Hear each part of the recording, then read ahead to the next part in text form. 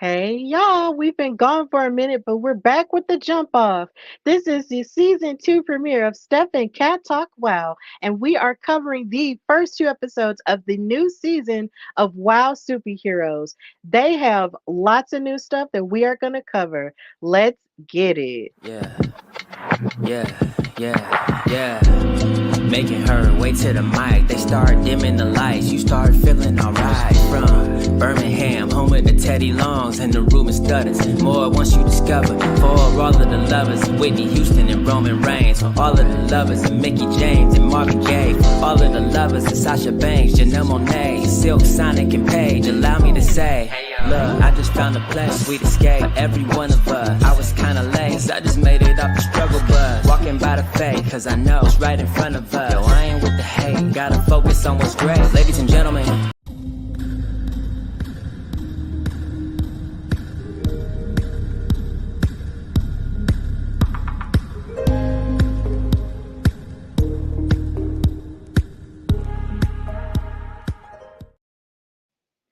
Hootie hoo!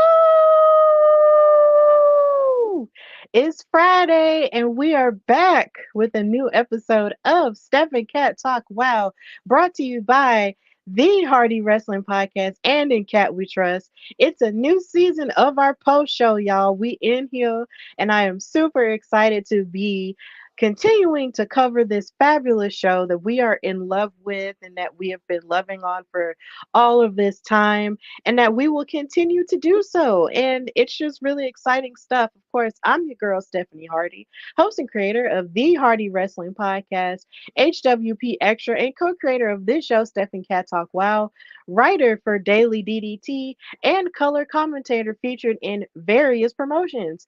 But of course, I'm not alone. I am with my fabulous co-host. She is the creator of In Cat We Trust, co-creator of Steph and Cat Talk Wow, the creator of the Women of Color in Wrestling panel that has been at various comic conventions. She is a author who is just out here writing amazing stuff, and she is also a writer for Daily DDT, as well as a Jack or Jill of all trades in wrestling, interviewing, correspondence, and all of the above throughout New York. She is Katrina Blake. How are you, Kat? That's a fabulous intro. I'm okay. Very tired. You know, chronic illness stuff, but I'm okay. Happy to be here. How are you? I'm doing great. And as you can hear, I'm just really pumped because this is season three of WoW Superheroes. And I feel it's really funny because it only felt like just a few weeks ago we were just talking about them, filming season three, and the turnaround rate for them filming it and putting it out has just been insane, and it's almost giving you whiplash.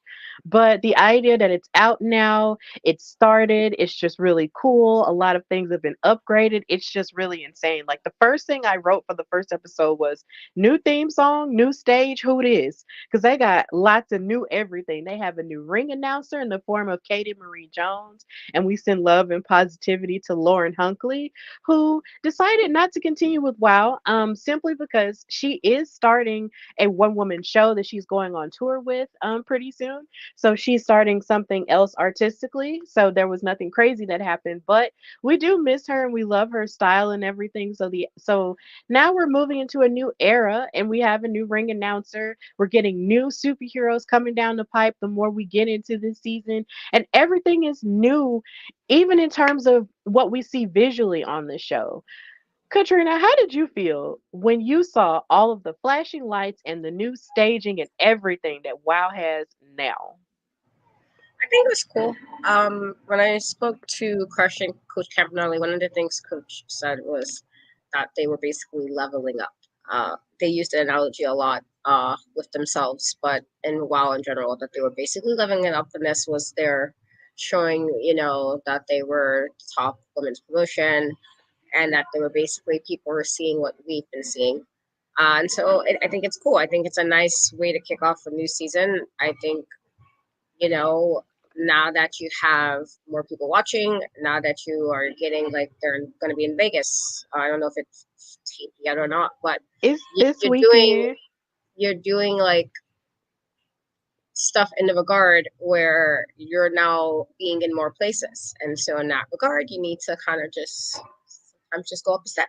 And I think that's what they did. I think it's very fabulous. It was very nice to see. And I'm like, okay, nothing wrong with the old set, but it's also very nice to kind of get the bit of a like, okay, I like the feel of this. So that was good. Yeah, I feel like this new set sort of reminds me, it's almost like a callback to the older set that they had once upon a time before they moved into the set that we were introduced to them on.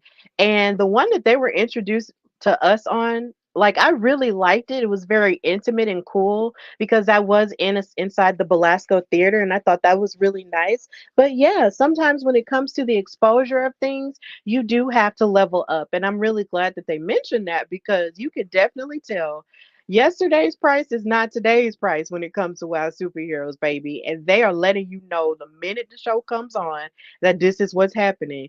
And it was absolutely beautiful. I almost felt like crying because it was just like, whoa, this looks like a full on big grandeur stage. And I just, with all the lighting and even the camera angles in the ring while the action was going on, it was just really beautiful. And I'm just so proud of them and just so happy that all of this growth is happening. But in the midst of all of this growth, with you speaking about Krush and Coach Campanelli, please go back and watch that interview if you haven't already.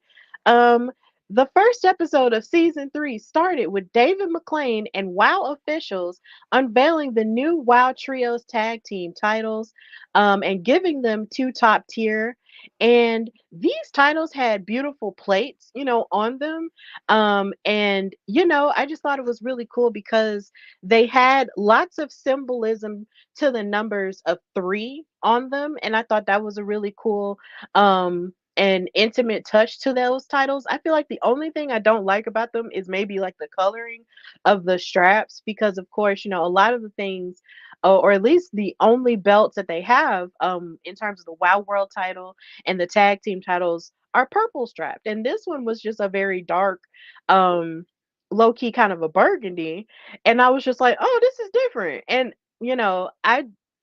I'm definitely a fan of feminine colors in that way. But either way, the titles are pretty for what they are and everything. And I was just really cool. It was just really cool when they explained the meanings of the number 3 because that's just it's a very um high number for certain people if you believe in numerology and stuff like that. And of course, Coach Campanelli took credit for the idea of having belts. And then she said, "You're welcome." And she said, "Trophies are nice. I know I have a lot of them, but trophies can be a bit flimsy and sometimes they break." Of course, speaking to when she attacked Ariel Sky with the trophy that they had won. And David addressed that. But then Coach responded by saying, "It feels amazing because we deserve to be recognized. And finally, we are with these belts because we are the greatest team in all of professional wrestling, top tier."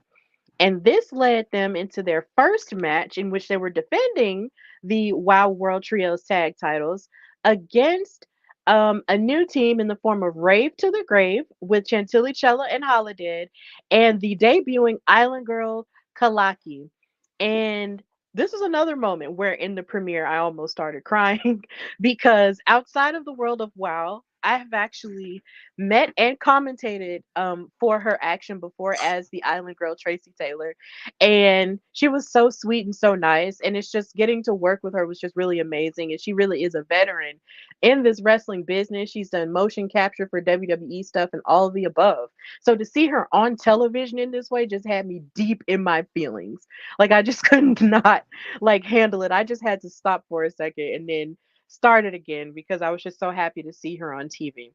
And Chantilly Chella and Holiday's name really is Rave to the Grave. And I really feel like that's an amazing name that they should definitely put on a t-shirt. So another great thing that I noticed during this match was the gear that Top Tier had on. It's definitely here again an upgrade from their first outfits they had on, which was very like white dominant with accents of gold and black. Whereas now it's black with accents of white and gold. And I was just like, this is fresh. I like this. This is cute. But this match was very hard hitting. Holiday and Crush started the match, and Holiday definitely Like she gave quick clotheslines to Crush and basically Oh, made Crush like run away and have to like tag in to somebody else because Crush was definitely like, oh my god, like what is happening? Because Holiday is that girl. I feel like we don't talk about it enough. We've talked about it before, but it stands to reason. Holiday really is that girl, and she is a very dominant force in the ring. And Holiday was just like, "Oh, this is too easy." And then Coach Campanelli came in, and she tried to get the upper hand on her, but then Holiday met her with a big boot. So really, Holiday was just kicking everybody's behind in top tier. And then of course she was able to tag in the island girl Kalaki, and she was impressive as well because she decided to hit a surfboard submission onto one of the members of top tier, and it was just really a great back and forth match between all of them. Chantilly Chella was showing a lot of her athleticism in this match as well. But then their momentum got thrown off by the time they actually got to the ropes because they got thrown over the top ropes. And then Kalaki got chopped in the throat by Gloria Glitter. And then Gloria hit a code breaker. And then Crush and Coach hit the bottom tier slam for the win. And top tier is still our Wild World Trios um, champions. But this was a great back and forth match. I thought it would have been really hilarious if top tier had lost the titles just as soon as they lost it, but sadly that wasn't the case. But like I said, it was really amazing. It was a very solid start to the show, and you can just tell, how everybody's game is up, and it was a great debut for the Island Girl Kalaki. So Katrina, how did you feel about this match? I thought it was a good match. I did get to speak to them right before they showed the episode with the trios titles being revealed, and I did mention that trophies are cool, but it is something about holding a title. I think any wrestling fan will say there is something about holding a title, holding a belt, and so it was nice that they got that. You know, even and I know Crush will probably say something about this. Even if I do think the memes were kind of yucky, and I don't particularly like the way they went about with the tournament and how that played out, I can say I do like new belts. And so I was like, okay, all right, girlies, I see what we're doing here, and I like that aspect. I do think the match was very well done. Like I said, I've been very fortunate to see Holodead wrestle in person and being able to do commentary for that. And she can like, for me, I always tell people, I was like, I remember like kind of forgetting I was on commentary for a second because I got like so into what she was doing and how she was kind of getting the crowd involved. And they didn't like her in the crowd because she was heel. But I was like, oh, let me let me speak. My bad, because I forgot that I was on commentary, just how into it I got to watching her. And so I do think she's definitely a force to be reckoned with, and I like that she's basically kind of the same. I mean, she's a bit face right now, but just her level of just being really hard hitting is still there, and I like that. And so I thought it was a good matchup. It was a nice debut for WoW for the Island Girl Kalaki. I hope I'm saying that right. Apologies if I'm not. Um, it was a nice debut. I know she's considered a vet, but anytime you debut for any new place, it's always kind of like, at least for me, if I'm working in a promotion I've never worked before and I'm not even a wrestler, it's like, ooh, you gotta kind of figure out what this is and how this promotion is and if you're gonna like be okay with the people. And so having to kind of go into your first matchup as a new debut for WoW against champions, if you will, is like, that's pretty big thing, a big deal, better not. And I thought she did what she could. I just, they live another day as the trios champs. And so we take it as that, but I still think it was a really good showing. I thought it's a really good way to open up the first episode of the season. Yeah, and what's so funny, and I think another reason why I was so emotional watching the Island Girl Kalaki was because she was on this all-female show, and when I first met her and worked with her, it was for an all-women's promotion, and I was just like the full circleness of it all. I was just like, look at us. Oh my God, this is crazy. But she really is, a force in and of herself. And I can't wait to see what else she brings because she is a very like hard hitting woman. But she's also pretty technically sound as well. And Kalaki, Like she just has a very refreshing vibe to her that I think is necessary, and I just can't wait to see more of it. And I never get tired of seeing Holiday and Chantilly as a team together either, because they just work so well together for two people who are almost a complete opposite of each other.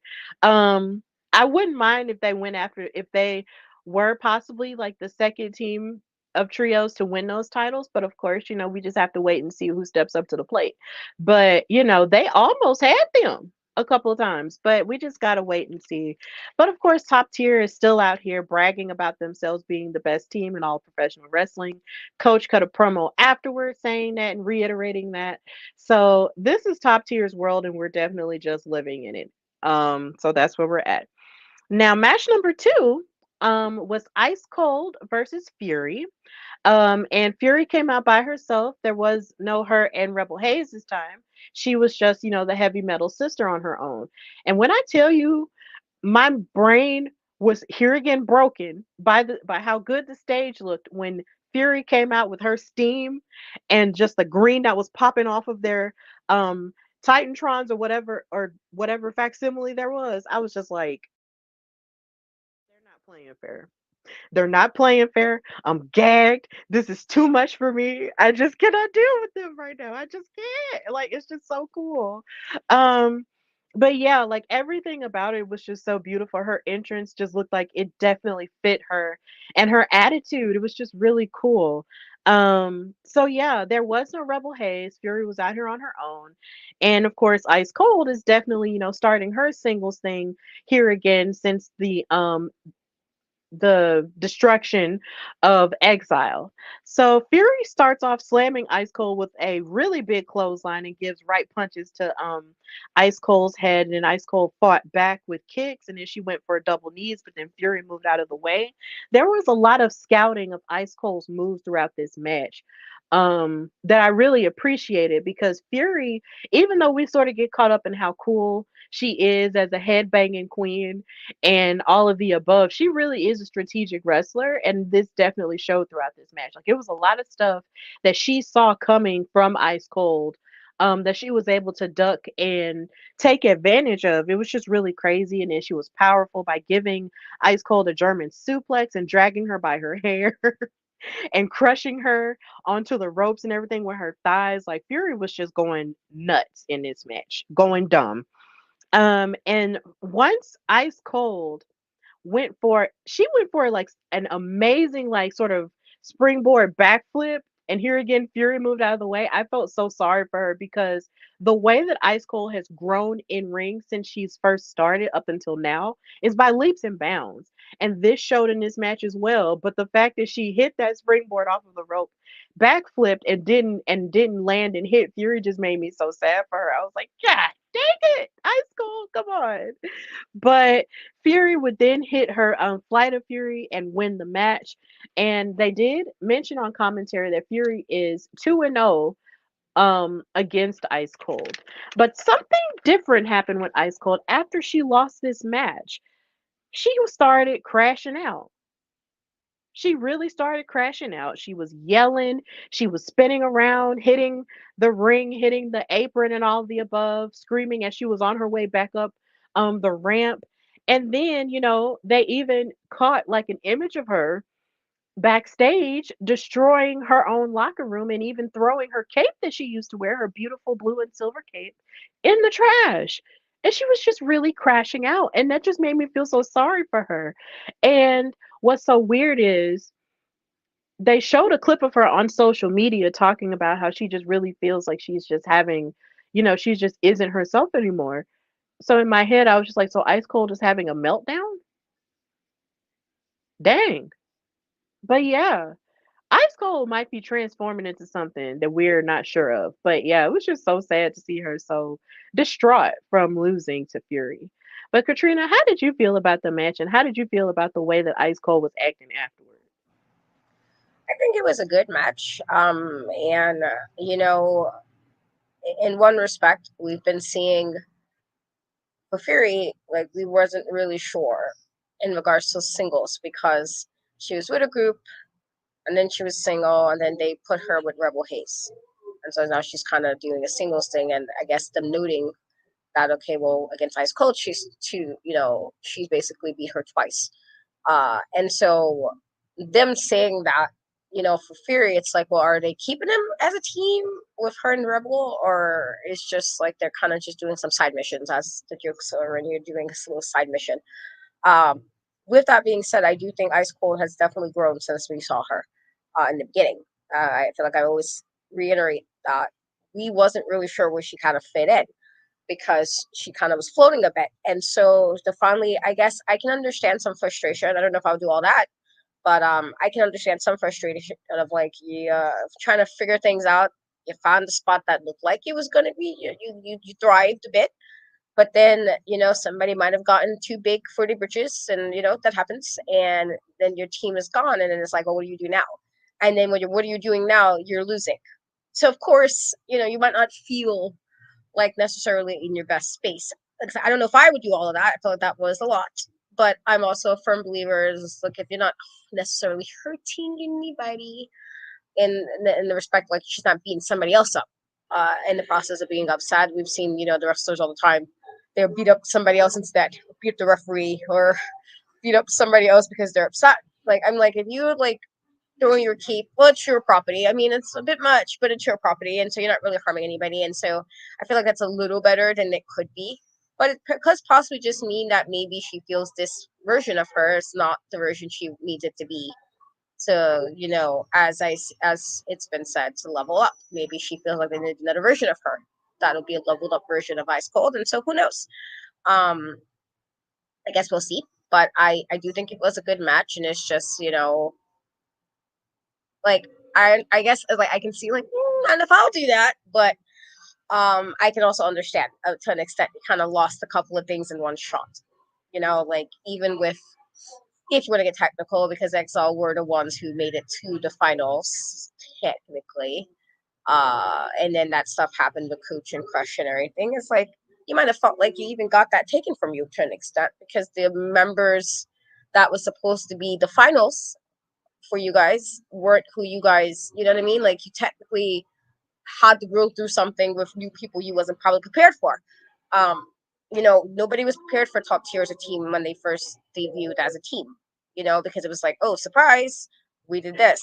And so she could be feeling a bunch of those things. And the fact that if she's trying to do solo without a team, well, this is not really working out for her too. And sure, is it a bit quick? Of course, but it's again, I can understand and level of just building up. But I thought it was a good match, though. But I am interested to see what happens next with her in particular. Yeah, I guess I do have a confession. I've destroyed stuff before. Yeah, I might be relatively chill and really like, nice to people and everything, and I'm fairly friendly, but sometimes when you get mad, you just have to unleash. And I felt ice cold because the way that, sometimes you just have to just have that release and hit something or hit someone or hit an object or multiple objects at once. Like sometimes that's what you have to do when you're frustrated with things. Like it's a release and you feel a relief. And then when you focus on what it is that you're hitting, it's just like, you just got to get it out. That's what rage rooms are for. So I mean, I totally get it. Like there have been times where I've had a bad day and I've thrown a computer. I mean, geez, I mean, it happens. It happens. Every human has their breaking point, and I think Ice has really reached her breaking point. And it's like you mentioned, and that was a good observation you had. Like there's a lot that she has lost. Like she lost the chance at the trios title. She lost the women who she was in the trios team with. Like she wants to believe that she's good enough, to be a single star again after being in a group for so long, and even after being by herself when she first got started. Like she feels like she might be just frustrated because she feels like she's always having to start over.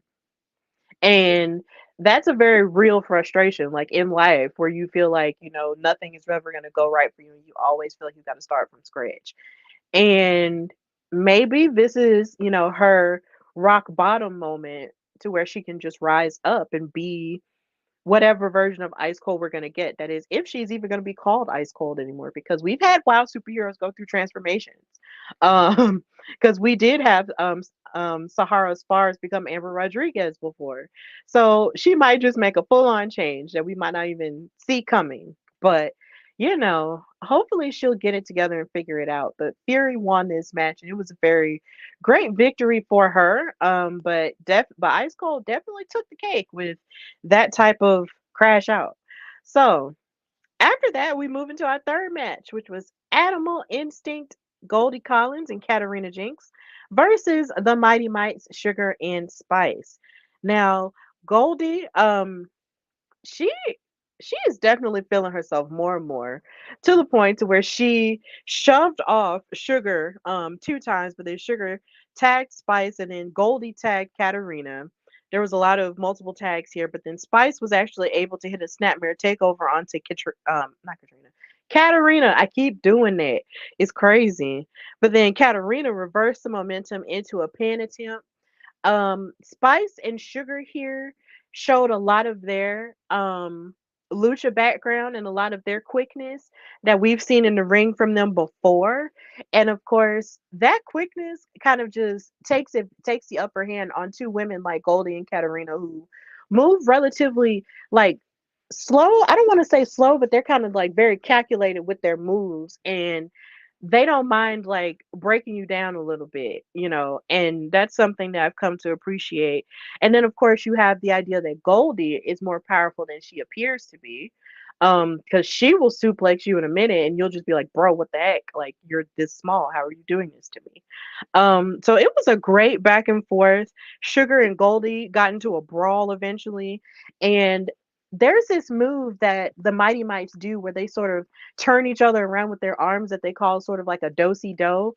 And they wound up missing it. And I think Goldie and Katarina actually made fun of them and did it to them and then wound up kicking them um, down. And this made me really upset and sad because I was just like, God dang it, how you gonna steal their move and then get the upper hand on them? And then after they mockingly did the do-si do, um, Katarina and Goldie hit their pause for effect slam for the win. So Animal Instinct wound up winning over the Mighty Mites. So yeah, Katrina, how did you feel about this match and the rise of Animal Instinct? I thought it was a good match. I've said this a few times. I think the last time we had the show that I feel like Animal Instinct is a team I didn't know how I was gonna feel about like right away because you kind of had you know two people just very different. I think even with their differences, they have definitely come into their own as a team. Like they obviously have things that they do well solo, but they really come into their own as a team, as a unit, where they're like it just happened to work.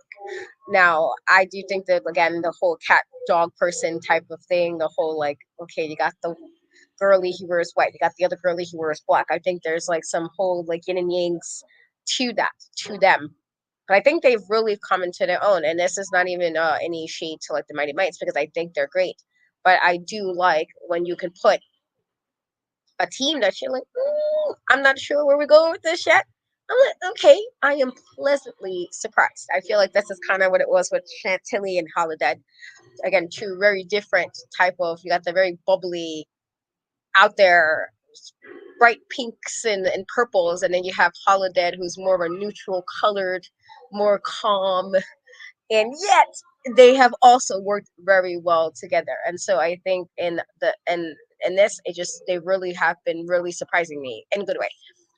That okay, I'm liking what we're seeing. I'm liking what we're getting here, and so I thought it was a good win for them.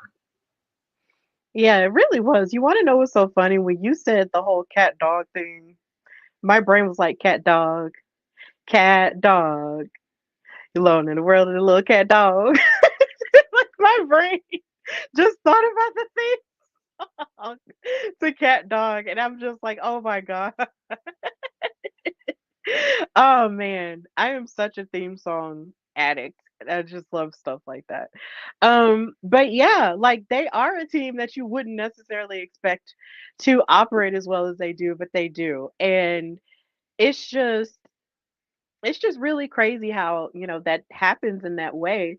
But yeah, like it's like I wonder if they have arguments sometimes about which animal is like the best animal. Like, is it dogs or is it cats? Like, I just wonder about that.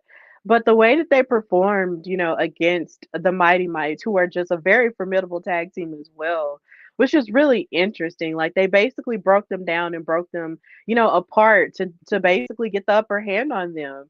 Because the Mighty Mites move really fast, but sometimes if you move that fast without like a simple like focus, and you can wind up losing your way. And I don't want that to happen to the Mighty Mites anymore because I really like them as a tag team. They're really cool. And I just don't want them to just lose focus the more that they, move so fast and everything. So I just think they're really cool. And I'm pretty sure they'll definitely bounce back from it because they're one of my favorites to possibly challenge for the tag titles. But of course, we have to wait and see how that goes. But Animal Instinct, also has a case for those tag titles as well. So we just have to wait and see from that. Also, let me just say, I petted a cat today at work, and it was my first time ever. Well, how was it? It was wonderful. The cat was really soft. Um, it was this lady who had like two cats inside of a bag, and all I heard was meow, meow, and I was like, oh my God. Are those cats? And she was just like, yeah, you want to pet it or hold it? Now I didn't want to necessarily hold it because I was afraid that the hair was going to get everywhere because I was at work. Um, so I just petted it and I just did it, and I was just like, oh my God, I just petted a cat, and the cat seemed really receptive to it, and I was like, oh my gosh, it's happening. Like that's a big deal, okay? Because once upon a time, before your girl was in front of cameras like this, I was deathly afraid of dogs and cats. Deathly afraid. So the idea that my heart has now grown towards dogs and growing towards cats is a huge step. So yeah, it's just a wonderful thing. Like it's just wonderful that my heart I'm just happy that I'm growing to love um pets now, because once upon a time 10 years ago we'd be like no. But yeah, we grow and it's okay. I love dogs and cats, and I love Animal Instinct, so hopefully we'll see them rise up in the tag division and challenge for those tag titles at some point. So after that match took place, they did show Ice Cold having her meltdown backstage, but we already discussed that. So we're moving into a backstage interview that they had with Princess Aussie, because she was preparing for her match, which was in the main event of this season three premiere. She said, Penelope Pink, the difference between you and I is that you think you deserve everything, while I understand that I have to earn it. Tonight, I will be walking out as the number one top contender for that WoW World Championship. And then Penelope Pink responded. And as much as I don't necessarily like her and the way she does things, the way that she was strutting and cutting this promo, just looking straight facing the camera, just sort of just lets you know that Penelope Pink is such a star and she knows it. We know it. And yeah, but don't tell her I said that. Anyway, she said, here we are again, Princess Aussie. I mean, you really take why you're so obsessed with me to the next level. But it's okay because I will be the number one contender to my WoW World title that I never lost in the first place. So, guess what, Beast? Get ready to get back into that deep end with the best damn thing WoW has ever seen. You're in my line, and I'm going straight through you. Princess, I'll see you out there. And I just, oh, it's like I love her and I hate her at the same time. It's just so funny. So in the midst of this, preparing for the main event, we get an interest from Katrina's worst enemy, Abilene Maverick, and Jesse Jones. And Abilene is still, in the wheelchair, claiming that she's still injured and stuff. Um, and Jesse wound up grabbing the microphone and cutting a little bit of a promo. And she said, "Cut that music. That ain't my music. Seriously, David, a number one contender match? I'm sorry. Ain't I the number one contender? I'm the only person on the roster with a win over the Beast, and I'm not in the number one contender match." And then David said, "Victory? There was no victory. I never saw you pin the Beast. The Beast never made it into the ring because of the chicanery of Abilene Maverick. Maybe you were involved in it. I'm going to tell you something. We're going to get to the bottom of it. I guarantee you that."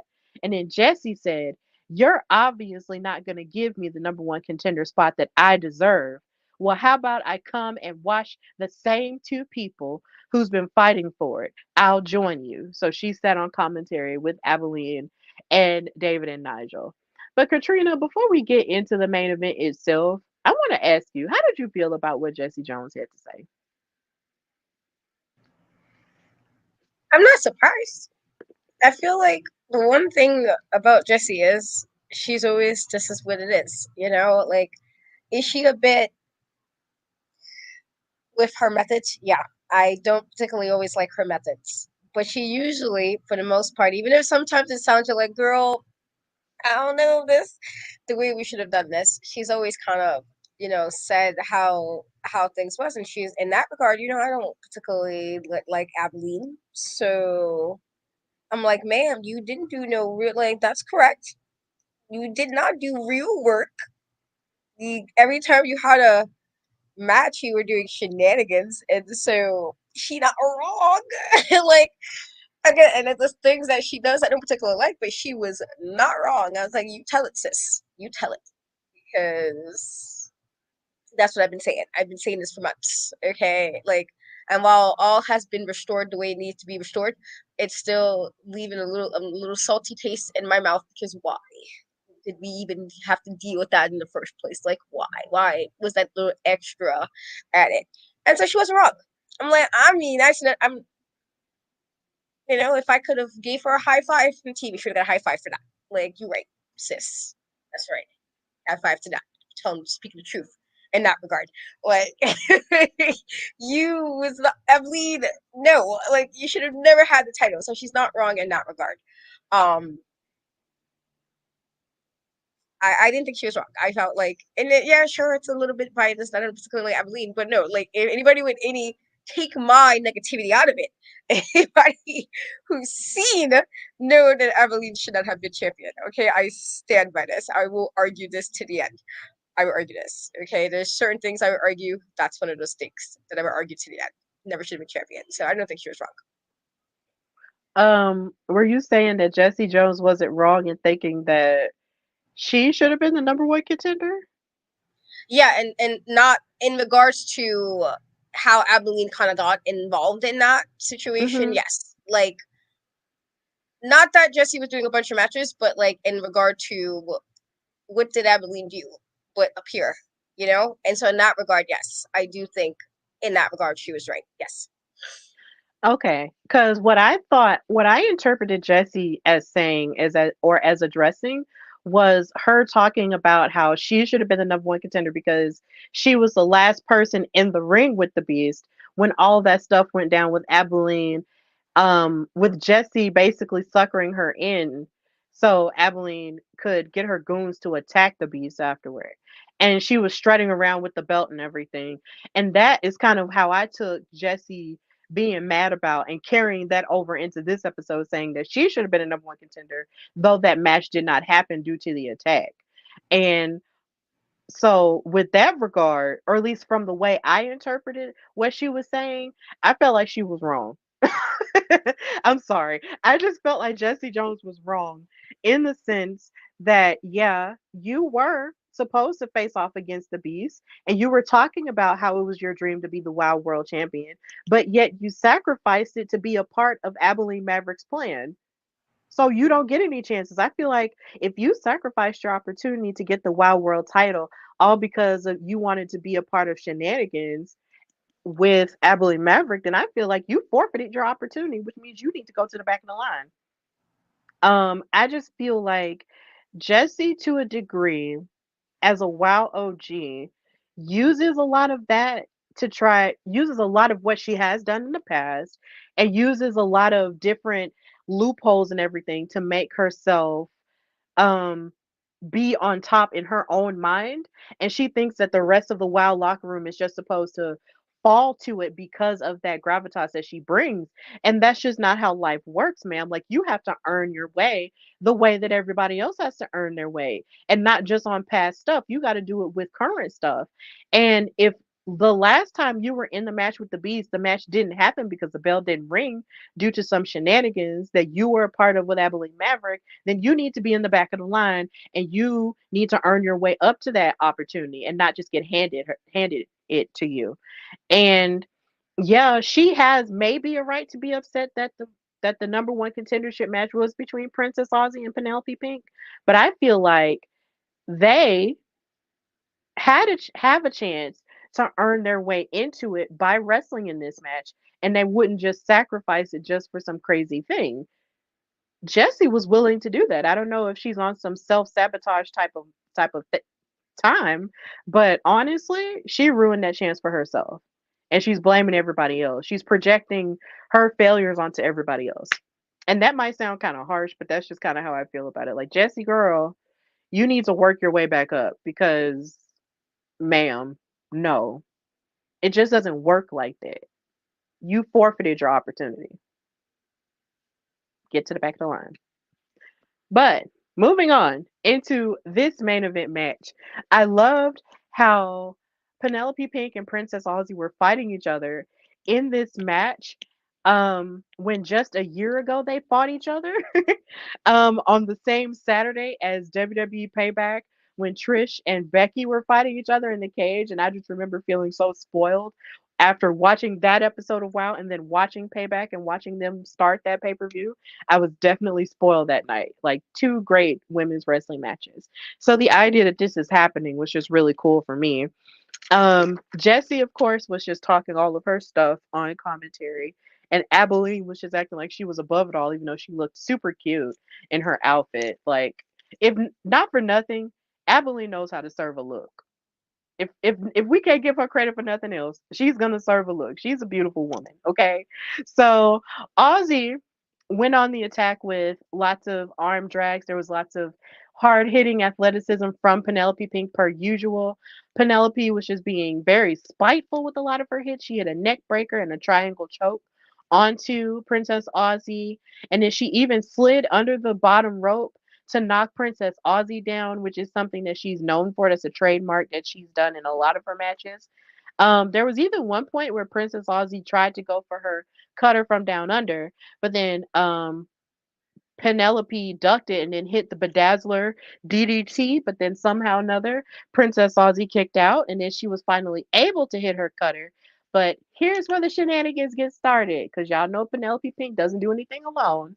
Lana Starr climbed up on the apron, distracted the referee, um, and then Penelope Pink hit the pretty in pink after the distraction, and Penelope Pink won and became the new number one contender for the title. And of course, Jesse Jones didn't like it, all of the above. She was angry, flipping her off in her country way. And that's how the episode ended. So now Penelope Pink is back on top as the number one contender, which means that at some point she is going to be facing the Beast to get the WoW World title. So, Katrina, how did you feel about this match? Um, in comparison to the first one they had last year, and how do you feel that Penelope Pink is now the number one contender? Well,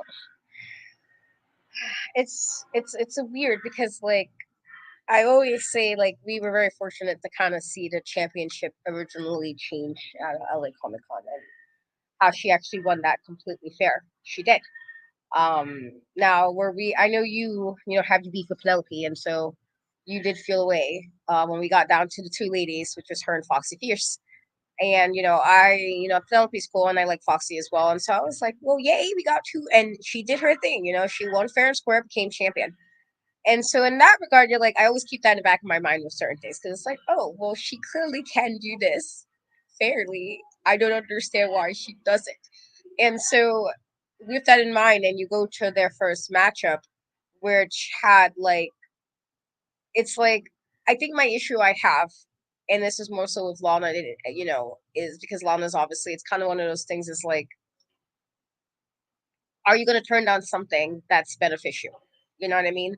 And so if Lana is doing things that will seem beneficial, hence how we have Miami Sweet as tag champions again, would you necessarily turn it down? Like, no, I got this. Of course not, because it's beneficial to you. So her being number one contender in that manner, I am not surprised in that manner. I felt like it could have gone either way because I felt like Princess Aussie also had like her eyes set on the prize. And I still feel like even with the situation with her, you know, winning the title and not even having to really enjoy it properly the way she was supposed to. Uh But then you have Penelope, who could have probably done it with no interference, but was interfered anyway, and obviously she took the opportunity, which makes sense in the grand scheme of this is what the Fab Four does. And so, you know, I thought the match was good. I thought both ladies gave like a lot into it, but I was not surprised, especially with what Lana has been saying even last season about how she basically was going to get her girls back on top. Like, you got two of them back on top already. You got them back there. This is the last piece, which will be Penelope. Now, do I think that Penelope is going to beat the Beast 1-on-1? No. I do think that she'll fight hard, but the Beast is the Beast. If she wins, it's going to be some BS from the Fab Four. I do believe, like, as we already saw Penelope win fairly, but if Lana has this whole thing like, hey, my guy, my girl's got to be on top, she's going to do whatever. I don't think that Penelope, if she wins it back, will be because of just skill. I think it'll be definitely some interference involved. I do. And so that's unfortunate because it's like, don't play with me, guys. The Beast has suffered enough of the shenaniganry from the Fab Four. And, while it was revealed of who was responsible for her stuff, it's still like, but you part of the squad. And I'm also an equal opportunity person that if I got beef with one of y'all, I'm probably gonna have beef with all of y'all because y'all are part of the shenanigans. So I gotta be it's on site with everybody, on site for everybody. Like, if you play in this game, then it's all of y'all on my list personally. So if I was the Beast, I'm taking it out on everybody. Everybody in the squad's gonna get beat up because you basically condoned this. You knew what she did to get you guys in pieces and places, and you condoned it. You all gotta get beat up after that. All y'all. Hands for everybody. E for everybody. Everybody gotta get the hands. So personally, if I was the Beast, I'm beating everybody up. Personally. Off principle. Off principle. You part of the squad, you gotta get beat up too. Everybody. Gotta get Lana in there, so just throw her in there. Gotta get everybody. But if she loses it, I do think it'll be some Lana interference. I do think I wouldn't even be surprised if we see Miami Suhi pop up in there and all of a sudden stuff is looking real crazy. You know, and I would not be surprised. Do I think Beast have anybody on her side or half of her back? I can't say. I feel like we haven't really seen anybody really stand up for her. We've seen other people kind of stand in for some of the other girls, like, oh, this is not right. Let me step in and help. Nobody did that with the Beast, which not saying she can't handle it, because I'm a firm believer. It doesn't me assisting doesn't mean I think you can't handle it. It's me doing like, I don't like this. I got this. Like, that's how I am. And I think I've joked with this Shay a few weeks ago. I was like, if anybody who knows me and knows the situation with me and Shay, my first meeting, I was ready to fight somebody for her. So, like, first meeting, I was like, excuse me, I got this. Don't just step to the back for a second. First first meeting, I was ready to this guy because he grabbed her. I was like, whoa, what's going on here? Personal space boundaries. What are we doing? And my New York first thing, I'm like, we don't do that. Automatically, didn't knew this girl like an hour, literally 1 hour. I was ready. And so my point being is simply, I'm a person, if I'm stepping in, I feel like it's not that I don't think you can handle it. It's because I got you. That's how I see it. And I use Shay as an example because I literally just met her that day. And so I feel like, who the girl is gonna come out and help her? Because Adam wasn't helping the Beast with all these shenanigans on foot when which call it was lying on her name and all types of nonsense. Where were the girlies? Y'all wasn't out. Check it out.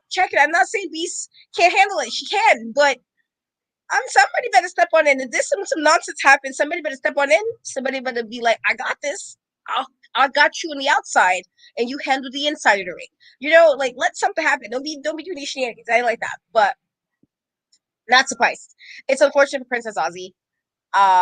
But I'm not surprised because Lana has been on one for the last few months, going in from last season, that her girl's got to be back on top. Her girl's got to be back on top, and I feel like she's doing what she can to make that happen again.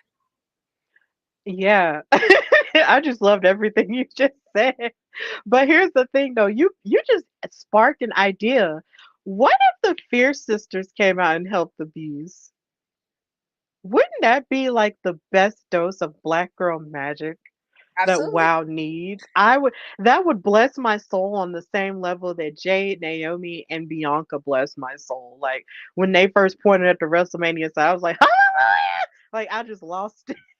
Like that's what that would do for me if the Beast and the Fierce sisters actually became a thing. Like that would be like the best thing for me in my soul, in my, in my spirit. That would be fantastic if that's the case.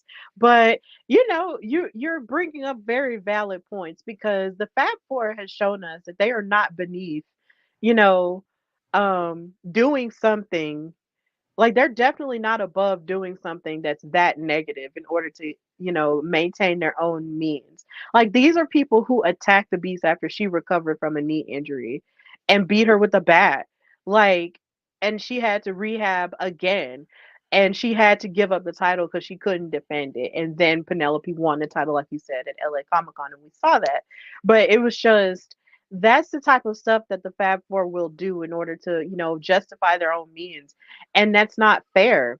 And that's one of the biggest things that irks me about Penelope Pink is that this woman literally has everything that she needs in order to be a star in not only just women's wrestling but wrestling as a whole. But yet and still you have you're a part of this faction that will still do any and everything for you when you don't need it. Like, ma'am, your finishers, everything you do, the pretty and pink, the bend and snap, all the stuff you do, like, is amazing in and of itself. It's like you're already a tough wrestler. You're technically sound. You can talk on the mic. Like, what else do you even need? You really don't need the Fab Four, if we're being honest. Like, I don't know, man, why am I unleashing like this today? It's just like you don't really. She doesn't really need them, but yet and still she cheats. And it's just like, ma'am, like you don't have to cheat to be a champion. You could be a champion on your own. Like, I don't know if it's because she really doesn't have that much confidence behind all that bravado that she puts out there, but ma'am, you don't need it. So it would frustrate me if she went that way again after winning the contendership. That would literally piss me off. And it would really make me feel like Penelope Pink really isn't who she says she is if that's the case. But she won the contendership, so now she has to fight the beast at some point. We don't know exactly when that match is gonna happen. But yeah, that's the end of the very first episode of season three, the season three premiere. And now we're gonna move into season two. Well, not season two, into the episode two of season three. They got me all messed up. It's Friday. So we see the new intro pop up, and that was really cool. And the show started with Miami Sweet Heat, the WoW World Tag Team Champions, come in with the fabulous Lana Star. And of course, they're bragging about the herstory that they made. Lana cuts a promo saying, "Listen, I want all you to stand up and show appreciation to your WoW Tag Team Champions, Lindsay and Lori Carlson, Miami's Sweet Heat. Four-time tag team champions of the most prestigious titles in all of women's wrestling, and they are right back where they belong. Just so you know, I will not rest, like you said, Katrina, until the Fab Four has every championship in WoW. And while I'm out here, I want to mention those nasty mother truckers, Big Rig Betty and Holly Swag. I'm sure you all remember how they ran up a bill on my credit card. I know you're back there and you owe me a little money. Actually, a lot of money, and I intend to collect, but I don't want to ruin my night. I am very excited tonight for Miami Sweet Heat because we need to defend these titles against the All American girls in tonight's main event. I just know this is going to be the greatest championship reign in history or in herstory because Lana Star and the Fab Four always end up on top. So that was the end of their promo. But then backstage, we get a camera at the Mother Truckers. And Holly Swag is shaking like a leaf. She is just absolutely just worried and upset about the money. Holly is like, "Oh man, that's a lot of money, mama. What are we going to do? You know we can't afford that. We don't even make that much money together." And then Betty said, "Well, maybe we can borrow it from Mr. McLean." And then Holly was like, "You know we can't borrow it from Mr. McLean. That man is cheap and old." And I was like, "God dang, not cheap and old. Why you gotta roast him like that?" And then Betty said, "Listen, don't worry about it. Mama's always got us, okay?" Now, when she said mama's always got us, that really reminded me of my mom, and it really like scratched a warm place in my brain when she said that. I was like, oh. But except my mom will always say, don't I always say we're gonna be okay? And I'll be like, yeah. And she'll be like, and am I wrong? No. Okay then. Shout out to my mama. She's the GOAT. So this leads us into match number one. I just got real emotional out of nowhere. We have the Brat Pack, BK Rhythm and Gigi Gianni, continuing their rivalry with the Dojo Defenders, Karakai and Tara Strike. Um, Something that I really loved with all of the upgrades that WoW has is Tara's lock updo. I have always loved Tara's locks. So the fact that she was in this ring with her hair in like an updo as she was fighting was just so beautiful, and it remained intact the whole match. The whole match. You cannot doubt black women's hair ever. It was so beautiful. I just can't. And then on top of that, Tara was just serving just straight face the whole time. Like her face card was just not declining. Every time the camera kept going on Tara's face, I was just like, girl, you're so beautiful. I can't. So, in the midst of me, losing my mind over her face card and her hair, BK's bars came back. This is Katrina's least favorite part of the show. So she drops a diss track on the Dojo Defenders. She says, you made me drink through a straw, making everyone say, BK, you got a glass jaw. Nah, we ain't afraid of a little hiya, cause your strikes ain't fire. We ain't gonna, well, she said, hold on. We ain't gonna, what did I write here? Oh yeah, we ain't gonna melt. We're gonna demote you back to white belts. So yeah, that was for BK's bars.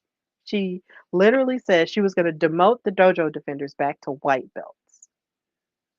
Yeah, yeah.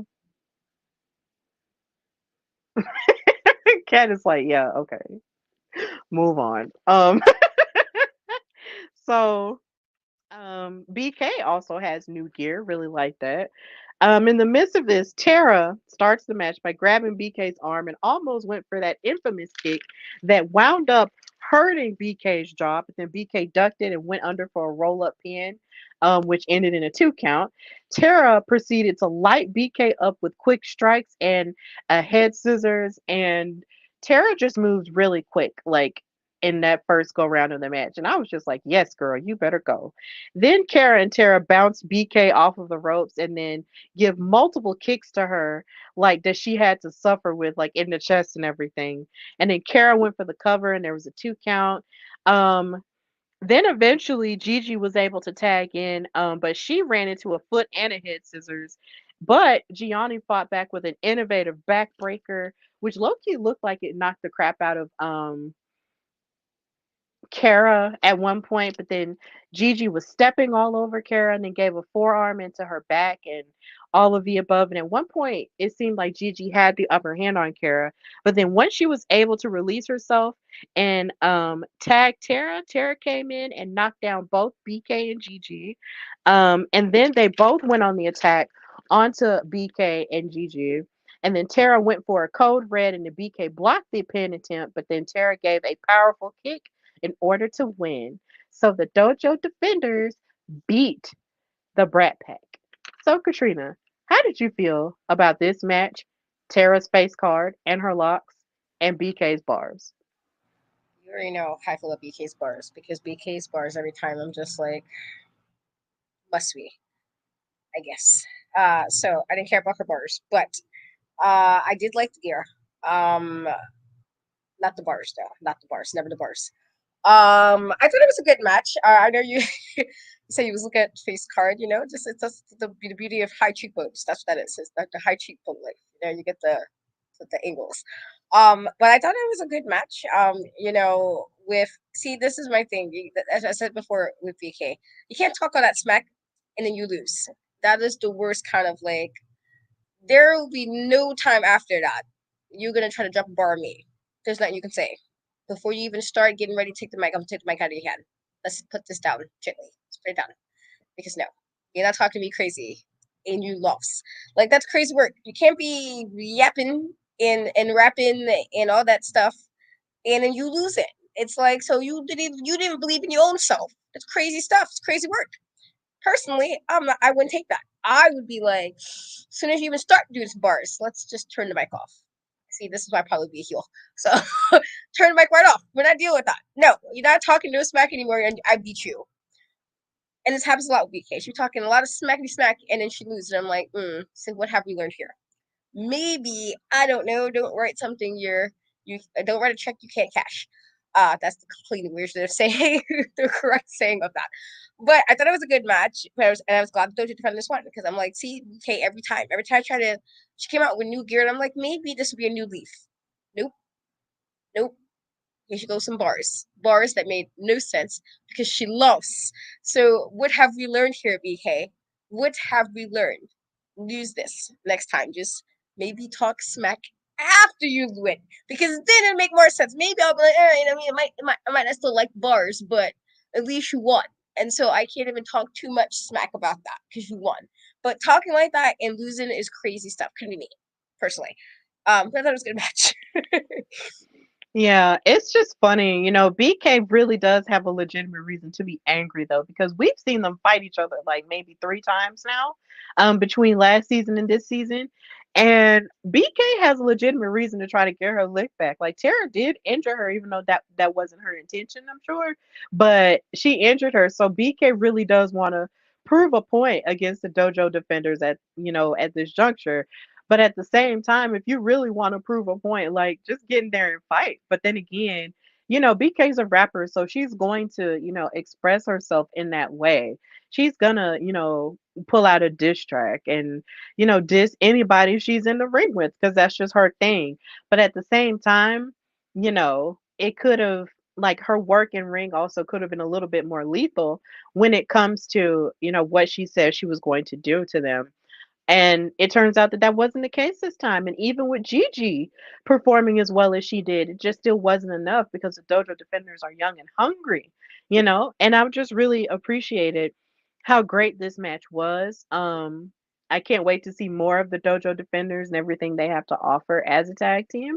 Um, I just feel like WoW's tag team division is just growing more and more, and I just can't wait to see how much it grows this season because it's just so much beauty and so much diverse talent in it. I'm just really excited. And speaking of being excited about tag teams, we get a spotlight on the Fierce Sisters, Roxy and Foxy, and they told their story about how super close they were growing up. They're 2 years apart, with Foxy being the oldest, and of course Roxy being the youngest. They talked about how hard it was because they were separated a little bit at high school, which played into them choosing to go to Howard University, the famous HBCU, together. And they talked about how they come from 3 generations, y'all, of Howard University grads. And that was just impressive. I was just like, that's amazing. That is amazing. That all of the people, 3 generations of grads in your family came from this one HBCU. That's the pride that I'm talking about. Okay. Of course, make your own decisions. We encourage that. But if you want to keep the thing going, then please keep it going because that's fire. Okay. Um, then Roxy talked about how inspired she felt watching Foxy in the ring and decided that she wanted to join her naturally. And it was just really beautiful to see how that happened. And they replayed how Roxy jumped into the ring and started fighting for Foxy when she was getting attacked by Chainsaw and Siren the Voodoo Doll last season. So that was just really amazing to see in that spotlight, which fed into the next match, which was the Class Master with Samantha Smart, with Roxy Fierce making her singles debut. So, Katrina, before we get into the match itself, how do you feel hearing, more of the story of their sisterhood? I like it as a sister. You know, I was crazy sister first before I was crazy mom. So well, there's the joke that I'm always gonna be the mom ready to get active. Apparently, I've been hearing this joke for the last few days. It's like, oh, you're that mom, and I'm like, I can't even lie, I am. But I was before I was crazy mom, I was crazy sister. So like, and I'm the smallest of my siblings, and there's six of us. I'm the smallest, but I'm the craziest, and so I understand in that reference. Like, I kind of just want to do something with her. Kind of wanted to do like I don't know if it's like a protecting thing, but just like we together. I got you, you got me. That kind of vibe. I can understand that, and so I thought that was that's nice. Again, as a fellow sister, it's nice to kind of have the moment. If this is the thing that will have us do some more cool things together, why not? I think that was very nice. I always like when they give little backgrounds into some of the characters, and because like we knew a little bit of Roxy previously in the last season, but got to know a little bit more, like just how cool the bond is. And I like a good sisterly bond. It's always cool. So I thought it was very nice information. And again, as a sister and a crazy big sister at that, big in age, not height, obviously. I can understand just kind of wanting to just like kind of, even if it's not necessarily protecting, if that makes sense. I think she was in a way it's like she's making sure, especially with everything that happened with Chainsaw and Foxy was gone for months. Personally, I would have been there a lot sooner. That's me, personally. But here we are. Yeah, I really loved seeing this. It was really cool. As a sister myself, it was amazing to see them and their bond and how they decided to keep it going. And when they mentioned how they were 2 years apart, it just reminded me of Chloe and Hallie and how they're 2 years apart, but yet they're so close that sometimes people mistake them and think that they're twins. But like it's just really amazing to see bonds like that. Because me and my sister's bond is definitely really different because we are 8 years apart. That's a big gap, a big generational gap. I was born in '93. She was born in 2001. But when she was born, I felt like a huge, great sense of greater purpose, because I wasn't the only child anymore, and she was just a really big part of my life that I'm just really happy is there even now because I feel like she's strong when I'm not a lot of the time. And I just appreciate that from her. And just seeing this type of sisterhood displayed on WoW is just really cool. So this feeding into Roxy's first singles match is just amazing. Roxy came out um in gear that was very similar to her sister's. And her hair, bless my soul. Um Like, her hair was, like, in these braids, and they had beads at the end, and they did talk about on commentary because Foxy was out there, on commentary with Nigel and David, and they mentioned the idea of the braids being an African American hairstyle that's meant to bring good luck, and I didn't know that because I really thought that was just a hairstyle that us as Black women just did because it was cute.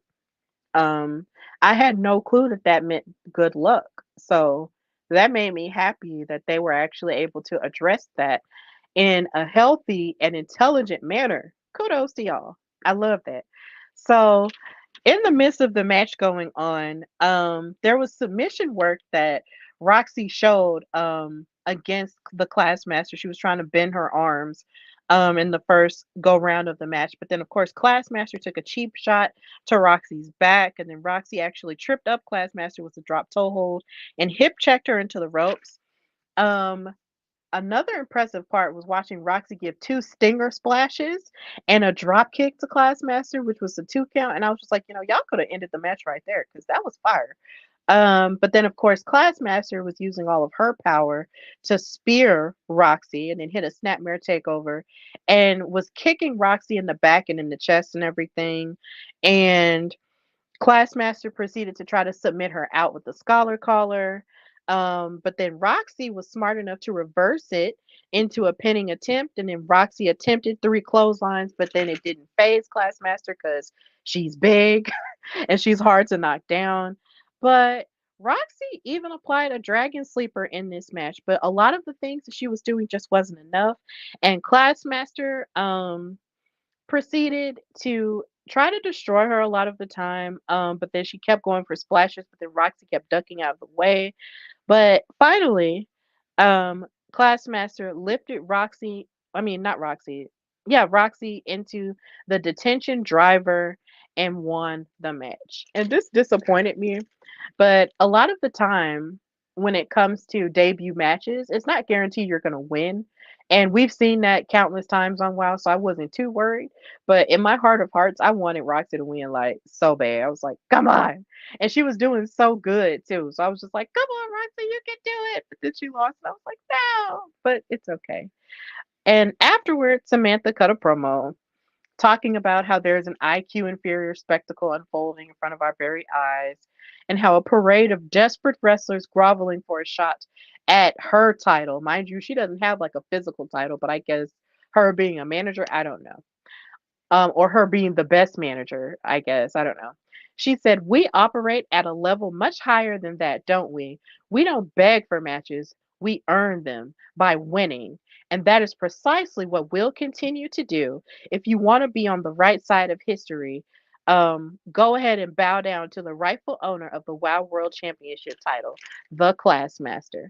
So it looks like Classmaster and Samantha Smart have their eyes on the WoW World title as well, and as they keep racking up wins, they're building their case. So that's interesting.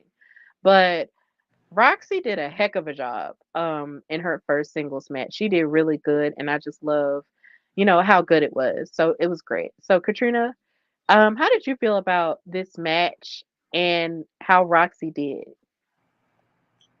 I thought Roxy did well. You know, we've seen her like I guess tagging to I guess to an extent, but like kind of it's always nice to kind of see how a person kind of stands on their own, and I think she did well. With that being said, it's not. I don't even think the loss was because of anything she did. It's just Classmaster is a big gal, in like height. And I think the one person who's been consistently using her height the way she should have been has been Classmaster. Of all the people that Samantha Smart had, Classmaster is probably one from the very beginning who used height to her advantage.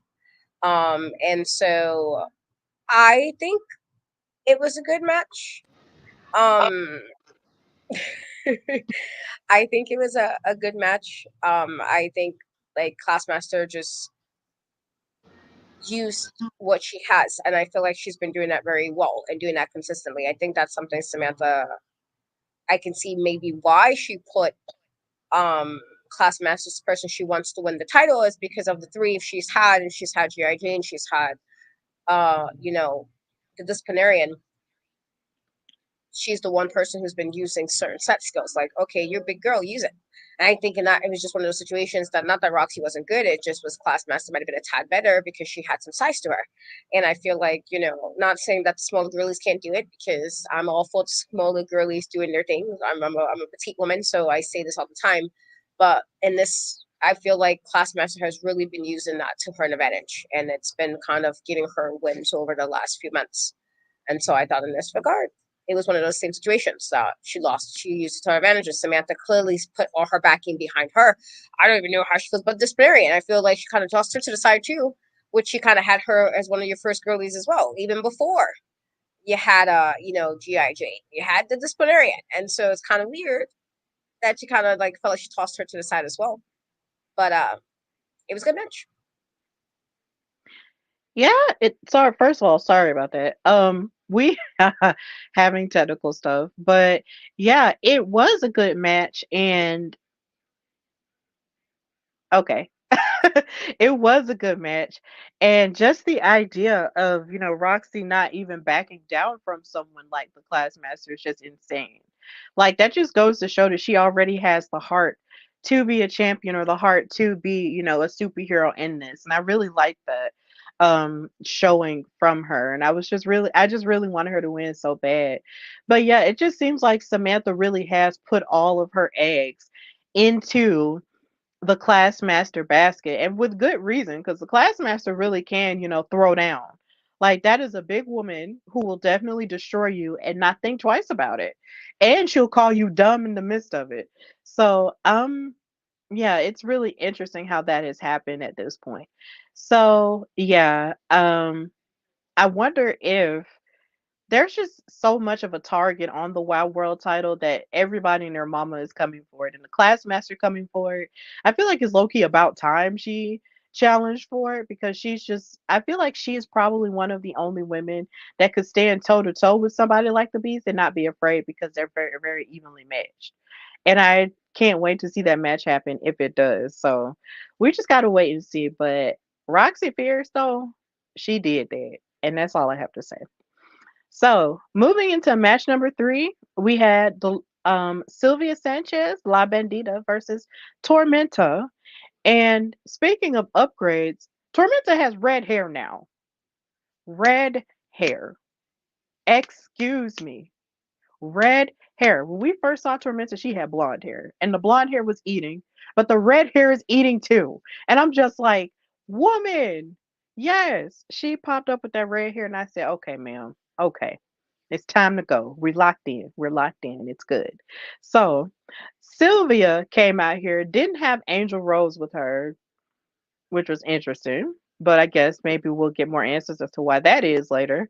Um, Sylvia bumped into Tormenta, and they had nose to nose contact because, of course, they've had beef with each other before. Both ladies hit each other with forearm shots, and Tormenta gave an arm drag. Sylvia gave an Irish whip, and then she jumped over the top rope, but then Tormenta struck her. Um, but Sylvia jumped into a splash onto Tormenta. Like, this was a very athletic match. Sanchez um tried to jump, but then Tormenta caught her in midair and executed a black hole slam for a 2 count. And Sylvia tried to lock Tormenta into the tarantula submission. And then she kicked Tormenta, but that was with a 2 count, so she didn't get the upper hand on her. But Sanchez gave another kick and smacks to the chest to Tormenta, and they were brawling on the top rope. But Sylvia forgot that Tormenta is at home on the top rope, and she pushed Sylvia off of there and gave a beautiful missile drop kick and won the match with it. And when I say if you have not watched this match, go back and watch it so you can see this missile drop kick in action. Go right now because it was fire. Okay, like the airtime she caught before she hit Sylvia was just like, yo, that is amazing. And Tormenta won, and that was just really incredible. So yes, yes, yes, yes, yes. So, Katrina, how did you feel about this match? I thought it was a good match. As you said, I wasn't surprised that there was a lot of bit of animosity there because they did have a bit of a beef because of everything with Sophia Lopez. Uh, Quick shout out to Tormenta though because I was in my red girly era last year. That was me. I was driving with my red hair, and I definitely said, and I say blondes have more fun than lies. Redheaded girls have more fun. I stand by this. I say it. I was blonde before. Uh, Years ago, I tried my hair blonde. Not a good choice, but the point was, I've been blonde before. I went red last year, top tier, top tier. So yes, I was like, yes, Tormenta. That's right. You letting it activate. You letting the spicy girl extra activating right now. I'm for it. I thought it was really really nice. I was like, yes, just for the nice little newness of Tormenta. With that being said, I do think this is a really great match. And the one thing Sofia Lopez always said about Tormenta was how she's one of the best wrestlers in the world. Is one of the best in the world. How she's all over the place. And I think this really proved it with that end to the match. I felt like that was like if you wasn't sure about it before, well, this probably should have convinced you. as you said, whoever didn't see it to go watch it. I felt like if you wasn't a little bit iffy about Tormenta, you didn't know where you stood. I felt like this was a good showing for somebody who has never seen her. I thought this was a really good match back. It's a new hairdo. She was coming up with more. I was like, that's right, sis. You let him know. Redheaded girls. Okay, that's where it's at. I'm not even redheaded for real. So guys, it's just me. I'm just saying I had my moment last year in 2023 where I was thriving in my era of redheadedness. But I thought it was a really fantastic match. Definitely really hard hitting. But again, I do think both ladies did their thing, but Tormenta just extra, which is what got her to win. And I like it's like if you didn't have like if you didn't really know where you stood on her, I felt like this match would have told you where you stood. You should have been like, okay, girl, I'm a fan. I'm watching, and peeping. Eye emojis. You should have been watching. I felt like this is definitely that moment for her, and I thought this is a really good way for her to bring in season It really was. And let me just say, I've had red hair too, but what I do, I don't necessarily dye my hair. I just put in extensions. So I've had red extensions in and that was really fun. I loved it. I've had green and I've also had purple. And I've had blonde, and blonde was by far my favorite look. Okay, like I can't explain it, but I just loved having the blonde locks that I had. It was so beautiful, and even though it was a lot of hair, it was still really gorgeous, and I regret nothing. And sometimes I wish I could just go back and have that era of blonde because it was just fantastic. Like I just loved it. I loved having it. And then what's so funny is I'll see a picture of Charlotte Flair and just be like, I want my blonde hair back. But it's okay. I love my fro, but sometimes it's fun to do extra with your hair, and that's exactly what Tormenta did. And this was a great way for her to bounce back and come back, in season 3. It was amazing. But Sylvia, held her own as well. So I can't wait to see more of what we're going to get from her. I wonder if we're going to see her in a tag team again. Because like I said, they didn't really mention Angel Rose that much. So I guess we just have to wait and see as the season progresses. But still, like she did good on her own. So this was a good match. So in the midst of all of this, they recapped Miami Sweet Heat's Wow World Tag Team title win against the Mother Truckers, and of course went back over the bill issue with the hotel and everything, which fed into what we thought a match to what we thought we were going to get, which was Miami Sweet Heat versus the All American Girls for the Wow Tag Team Championship, and of course Miami Sweet Heat came out with Lana and Penelope, and then the Mother Truckers come out after the All American Girls come out and do their entrance, and Betty proceeds to beg for the title match so they can pay off the debt. And then Holly actually doubled it up and said that it would be double or nothing if they won. And as much as Americana and Santana didn't want to give the match away, they understood, Betty, from a motherly standpoint in terms of Americana saying, okay, I'm a mother, I understand. But, if you guys win, we get first dibs on the next match for it. And they kept their promises. So the match turned into um Lindsay and Lori versus the Mother Truckers again for the Wild Tag Team titles. So before we get to the match itself, they did announce that the Beast would be returning this weekend. So that's what's going on there. And we don't necessarily know if she's going to be fighting. I don't know that just yet, but she will be coming back on this weekend's episode. So it's going to be good to see her in the midst of all of the shiny new stuff. So we get this match with $10,000 on the line. And Holly and Betty um, were taking advantage of Lori Carlson earlier on with the changing lanes and just, brawling with Lori. But then Lori and Lindsay jumped on Holly and played mind games with Betty in order to isolate Betty from Holly to keep her from tagging in. But of course, Holly was fighting back. Lindsay proceeds to attack even further with a Oklahoma Stampede like slam. Nigel said that. Um, and then they kept playing the isolation game, and there was one impressive part where Air Lori was jumping in the air and basically hit like a double leg drop onto Holly's abdomen as Lindsay held her up through the ropes, and I thought that was really cool. Because anytime Lori just flies anywhere, it's just really awesome. So I wonder if Lindsay, why doesn't Lindsay do the flying stuff? Maybe there's a reason why. I don't know. But then Holly hit a sunset flip onto Lori and then tagged Big Rig Betty, who went on the attack. But in the midst of her going on the attack, Penelope and Lana distracted and whacked Betty in the head with one of the WoW tag team titles. And then Lori pinned Betty, and they are still the WoW tag team champions. And the mother truckers are $10,000 in debt. You hate to see it. And that's how that episode ended. So, Katrina, how did you feel about the old switcheroo with the matches and how the mother truckers did? And basically, now, how do you feel now that they owe them $10,000? I'm not surprised. I just said last episode Lana kind of interfered. I'm not surprised that she interfered in this, like to make sure it kind of. I am side eyeing because Lana said she's all these things, but you're like going this hard to make sure you didn't lose the match. But I also think part of it's money, but part of it is again she said she wanted her girls to kind of stay on top, and so I don't think she was going to let it go lightly, you know. With that being said, is like, well, what does this now do for Americana and Santana because the match was lost, you know? And it's like, what if like Miami Sweet Heat's like, nah, y'all not getting a match now because you try to help them out. Like, I can see them being petty like that. Like, well, you try to help these girls get out of the depth. We don't need to go against you. I can literally see them doing this. Literally see them do this. Like, how many times they got out of matches when they were champions before? Magically always has something going on.